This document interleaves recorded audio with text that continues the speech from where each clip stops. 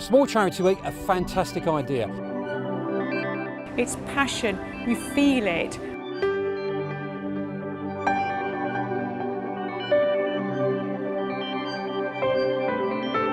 Everybody across the world needs small charities, and small charities need help. I'm glad to be part of this week.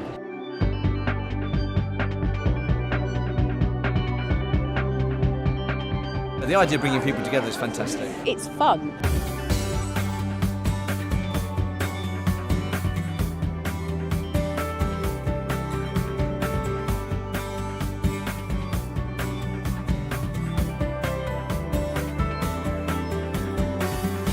I love the fact that there are so many small charities coming together. It's a lovely chance to meet other small charities. Everyone really helps each other out. Everyone has loads of great ideas. I think Small Charity Week is extremely important. We're just amazed by the services on offer.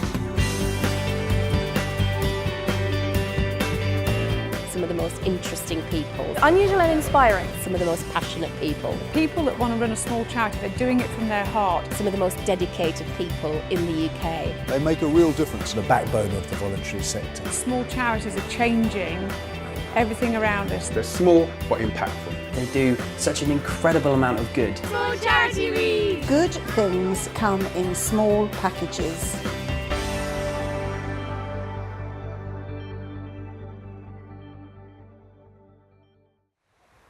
Hi, I'm Paula from the Seaford Musical Theatre. It's day one of Small Charity Week 2013 and this is what we're doing in Seaford.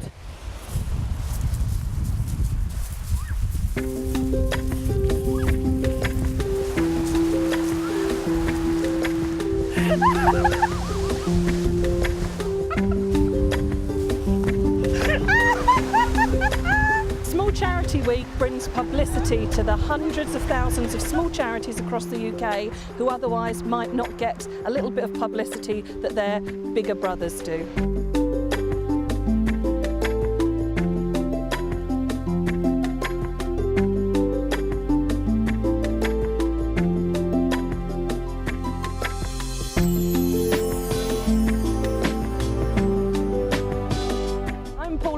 From Seaford Musical Theatre, and I love small charities because of the work they do at grassroots level. My name is Emma Wildman.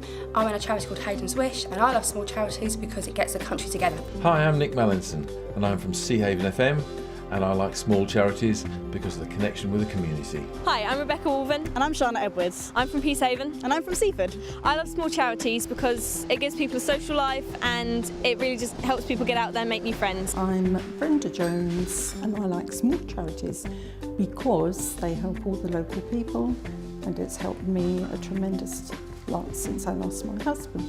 I love small charities because it gives a chance for the little things to make a big difference on the local community. Hi, my name's Peter Gwilliam. I'm chairman of Seaford Lifeguards and I love small charities because we support our community. Hi, I'm Kathy Finch from Waves Seaford. I love small charities because good things come in small packages.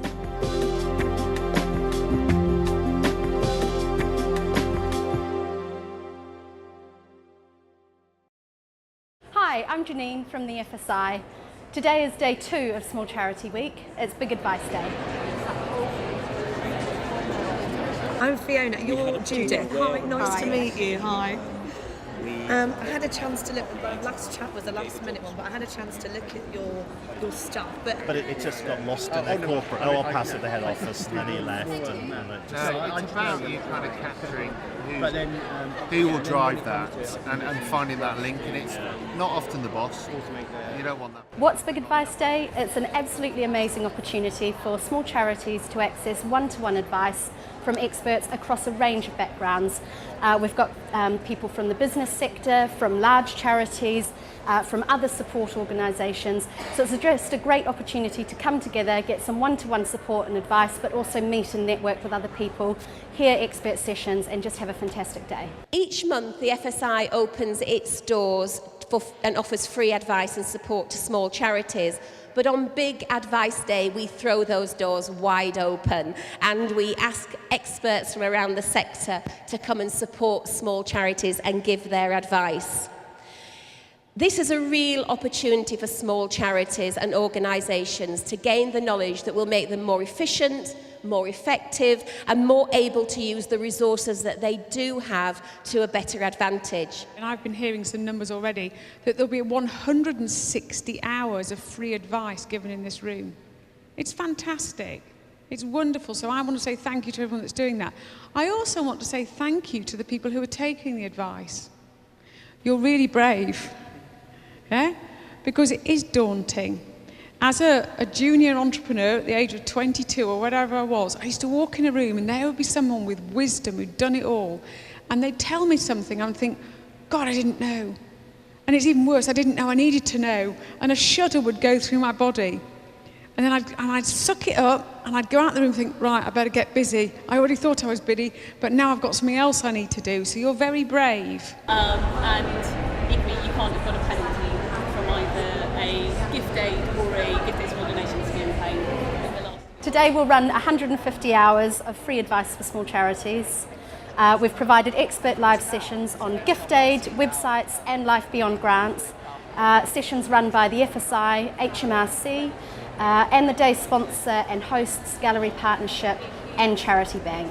It's been a fantastic day. Here's just some of the things that people have told us. Beth Gardner, Chief Executive of the Council for Learning Outside the Classroom. My name is Charles Moore and I work for Hart Square, a small independent consultancy. What I've heard today is lots of advice regarding sustainable funding. So thinking like fundraising, thinking about social investment, thinking about business planning and being really creative about how we use all of those things to make sure we're sustainable as a charity. Small Charity Week I think is a brilliant idea. It's really well put together, really well organised. For 100 or so people to come and get all this advice, is really quite special. And I'm glad to be part of this week. My name is Anthula Kutsudi. I'm Company Secretary and fundraiser for Wave Trust, a charity that tackles child abuse. My name is Ben Patient. I'm a trustee for Amazing Children Uganda. My name is Vicky Fergus. I'm Development Director for Glad's House. The advice has benefited us in so many ways, and as a small charity, it's priceless really, because it's a lot of advice we may not have had access to. For me, it's been really good to get people who have real experience in doing the things that I want to do to just give me step-by-step practical advice on how to do it. I think for me, it's when you look at something like that all day, every day, it's really good to have fresh eyes coming in and going, have you thought about this? Have you thought about that? And really sort of opening you up to new ideas and opportunities. My name's Hugh Evans. I'm from Case Insurance. It's already demonstrated in past years that it has a real benefit to the sector. It just gives a chance for small charities who have no money to get a huge amount of benefit. I'm Fiona McAvoy and I'm the Campaigns Manager at the Charities Aid Foundation. My name is Michael Finnegan and I'm from State of Mind Rugby Union. I think that a lot of small charities have an awful lot to offer, and I think a little bit of help in terms of their PR, their presence and their communications effort could go an awful long way. To be fair, I didn't really know much about what was involved and what steps I needed to take to kind of set the charity up, but today my mind's been put at rest. I've got an action plan put in place and steps I'll take to kind of ensure that the charity will be successful. My name is Rebecca Bones. I'm a new business development manager for Gallery Partnership. My name's Laura Hales and I'm head of charity partnerships at a charity called In Kind Direct. Barbara Watkinson, I'm a trustee for the FSI. If I had one small piece of advice for a small charity, I would say make sure you are using your money wisely when you invest in IT. For example, if you're going to invest in a website, make sure it's the kind of thing that can grow as you grow, and it can be edited and augmented by you so that you don't have to spend a lot of money with an IT company to do the small edits and changes that you need over the years. Recruit as many useful and dynamic and inspirational trustees as possible, because they can really bring a lot in terms of leadership to a small charity. You keep doing what you're doing, but maybe connect more, because a lot of charities don't know what's out there and is available to them. So more networking, I'd say.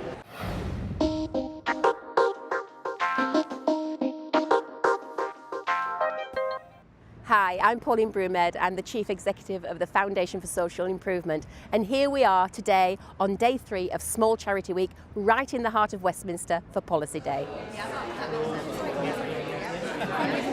Policy Day, really important day of Small Charity Week. It's the day when small charities get to amplify their voices, make their concerns heard to policymakers who are at the centre of government. This is a world of very big complexity and change, which is why the small charity sector needs support, it needs advocacy, which is why organisations like FSI are so important and have my support. So thank you for being here. Congratulations on what you do. Thank you for what you do. We are embarking our party on a sort of policy review, looking at the role of charities in the delivery of public services, and also thinking through what I suppose is the essential question for my particular role in terms of charities, thinking through how charities will be funded in the longer term. So let's describe the... We've been with Nick Hurd, the Minister for Civil Society. We've been with Gareth Thomas, the Shadow Minister for Civil Society. And, we've been meeting lots of people who are really interested in developing policy in the UK. We're hoping really, I think, to get a fuller understanding of how the government is relating to charities of our sort of size, to do a little bit of networking, and to find ways in which we can enable worldwide volunteering, which is, we believe, already punching above its weight to get a much higher national profile. We've met, we might be able to help each other. We've found that there's a common ground between our charities, so there's a partnership been forged in the last 10 minutes, potentially. So just from that perspective alone, it's an enormously beneficial concept. I'm here today at the invitation of Stephanie, one of my constituents, who runs Karmic Angels, a fantastic small charity that works with families and children in Gambia in Africa. For small charities, I think how our MPs can help us in Small Charity Week and Policy Week to getting us more involved with media, television. That would be fantastic. The more people that know, the more people that speak about it, the more people that will understand what we're trying to do here.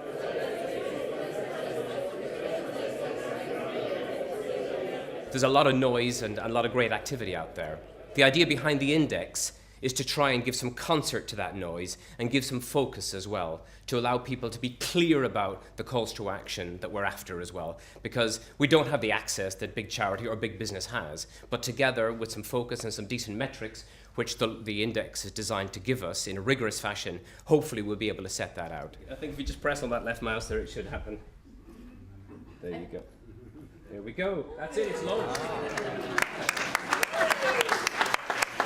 This is a really important part of Small Charity Week, Policy Day, because the policies that are made and the way that they're made and the decisions that are taken affect small charities on the ground when they're doing their work with local people about local issues and local causes. If small charities don't have their voice at the beginning of this process, then they won't be heard at the end of it. One of the points from today is when we talk about charities, we often think about the NSPCC and Oxfam, the big charities, and they do brilliant work.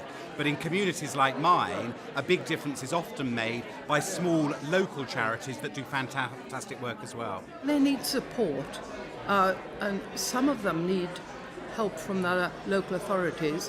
If it's giving them somewhere to have meetings, they need help sometimes with fundraising. Just so they can keep going, because I don't think volunteers should be out of pocket. We've had Nick Hurd here. He's a popular minister doing good things, but he needs to, with all his colleagues, he needs to ensure that the charity sector gets a fair share, even in these difficult times. Local authorities have had to cut back on their grant support for a lot of local charities. So central government becomes important in the things that it can do. It's a great place to meet new people, exchange ideas, and actually gain a bit of confidence that you're on the right track maybe, yeah? Here we are today, halfway through Small Charity Week, but there's lots more to come. Tomorrow, Volunteering Day. Volunteer with a charity near you. And if you don't know anything about volunteering, get onto the website and check out volunteering on our website. Friday, Fundraising Day, very important for small charities. If a small charity is listening to this, get out there, do some fundraising. if you're the public fundraiser for a small charity. And really important, Celebration Day on Saturday, where we're celebrating the huge impact of small charities across the UK. So important. There's quite a few differences that Small Charities Week has made to us. One of the things we found really useful is with the emails we've been getting, there have been toolkits to download, and we're actively now trying to use those to actually improve what we do.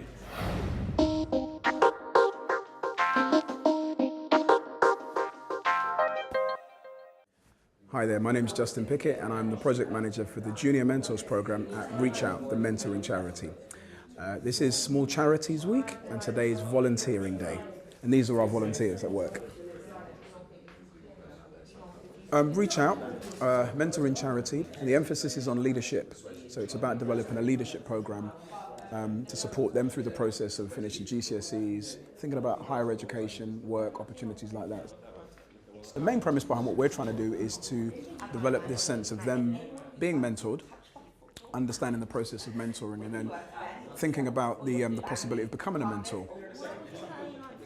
You know, the volunteers are the lifeblood of the organisation, and they're unpaid and they volunteer their time, which is really remarkable. And what, in my experience, how we recruit them, how we find them, I don't think we do, I think they find us. I've been really amazed by how many people make it their business to jump online, find out what's going on.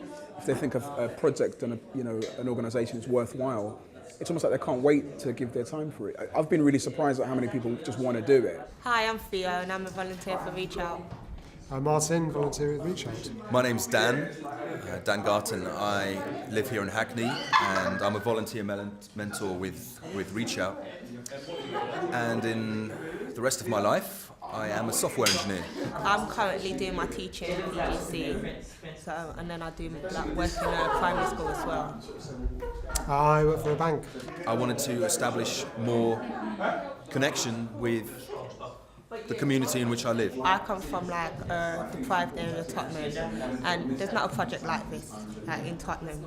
So the closest one for me is Hackney, and for me I just like the fact that they're helping inner city youths, trying to develop their lives, trying to do something and trying to know where they're going.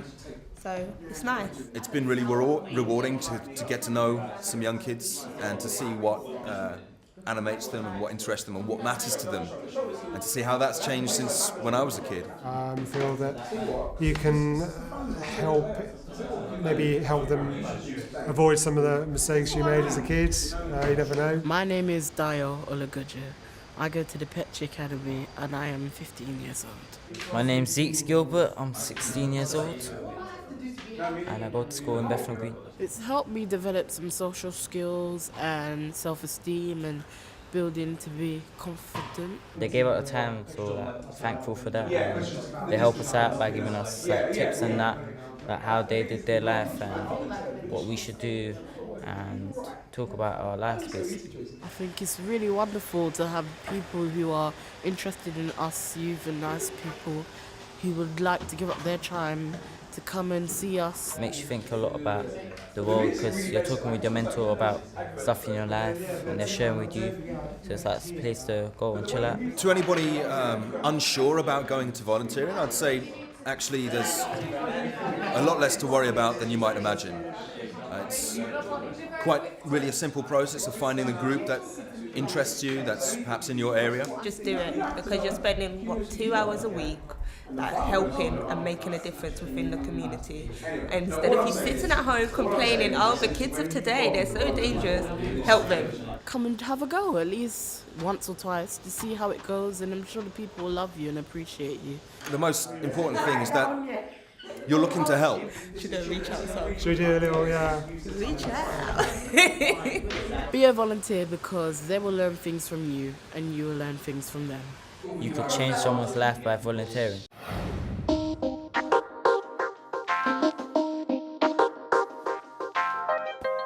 Hi, I'm Steve from the Small Charity Week team. Today is day 5 of Small Charity Week and today is Fundraising Day. Fundraising Day is all about finding really innovative ways for small charities to access some amazing fundraising opportunities. So here we are with Teens Unite Fighting Cancer at Spitalfields Market, and they've found some really great ways to raise money here today.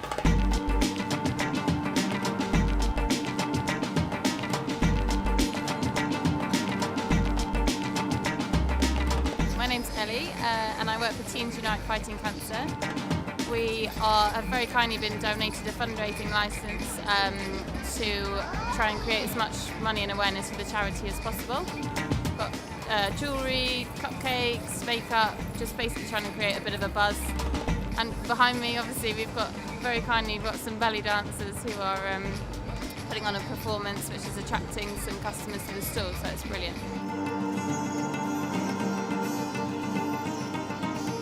My name is Lilani Francis. I'm a student at the University of Portsmouth. I study psychology, and I am the president of the University of Portsmouth Belly Dance Society. We are helping fundraise, and belly dance is a brilliant way of doing that. It's such an unusual thing. People don't see it every day. It doesn't take much to get us to dance. Asking nicely will do it. It makes me so happy to be able to help.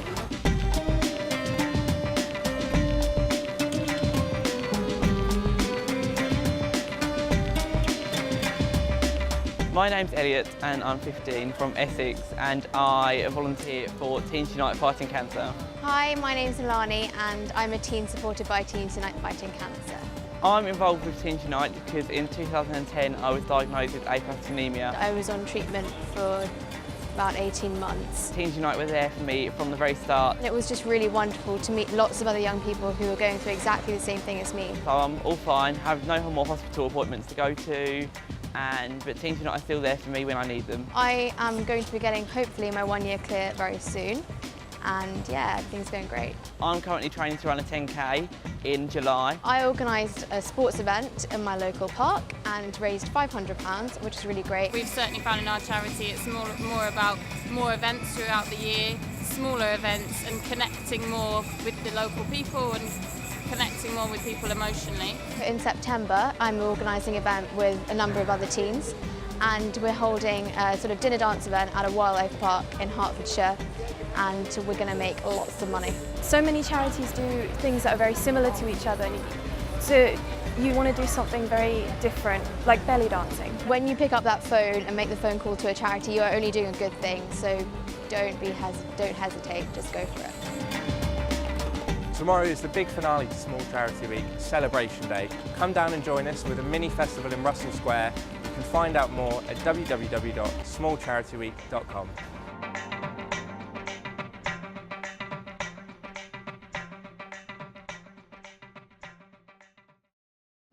Hi, this is Anna from Small Charity Week, and here we are on the last day, Celebration Day.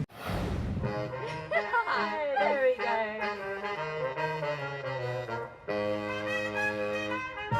Today, charities come together in Russell Square and show all the amazing work that they do every day.